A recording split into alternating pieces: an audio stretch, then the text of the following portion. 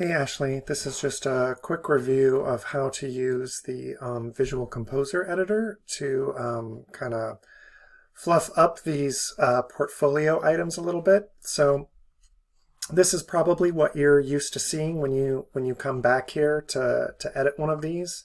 All you need to do to get the Visual Composer view is to go ahead and hit this Back End Editor button right here. And when you do that, it gives you this sort of a view. So there's a couple of things that we can do to easily, adjust these and make them work just a little bit better. So first, we're going to break this into a couple of pieces. We can just come here and we can add a row, and it adds it down here at the bottom. We're just going to pull that up here to the top. And then on this item, probably what's better to do is to just, instead of adding it like this as you've done into a text block, which often ends up with text wrapping on the front end, is we're just going to come in here and we're going to say single image, and we're going to say full, and we're going to add this image in here. Image alignment, center, we're going to save that. And now here in this block, we'll go ahead and get rid of this guy. Save. And now down here, it seems like in some of these, I think what's worked really well is to kind of like pull out some highlights. So we can do a 2/3, 1/3, and we can add another text block over here. And we can give this a title. We can give this an H3. And then we can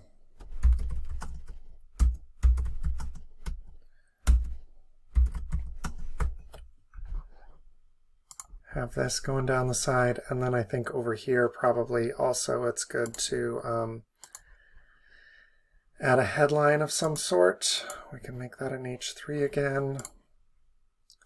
We can pull that up here. And we can, let's see, I don't usually do this. Save draft. So then we can view the portfolio item.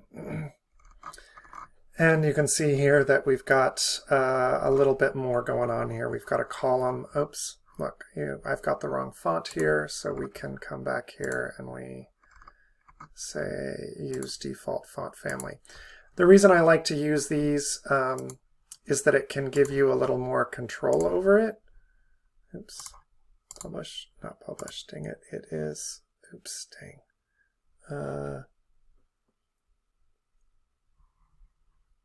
Is that it gives us a little more control over this. So we could come in here and make this, it gives us control over the size of it, the color of it right here. It's a nice little control piece. But you can see here we've got a good start. We've got a headline here. You know, it might be nice. You could still even like pull a piece of this out and just give it a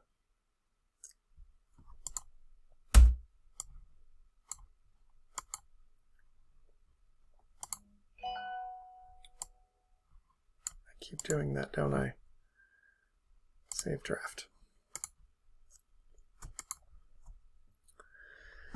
Again, just like a head, a subhead, it lets your eye kind of flow down the page. It gives you little pieces to hang on to. So I think this is one of the things that Jess is looking for. I think this will really help. Just, you know, even if these bullet points kind of repeat some of this stuff, just keep them short and to the point. I think she's got an example in there on one of the others that she did this with, or you did it with. And then the other thing that you can do with these is once this is set up and you've got it the way that you like, you can come right here to this template button and you can hit this, and then you can just say portfolio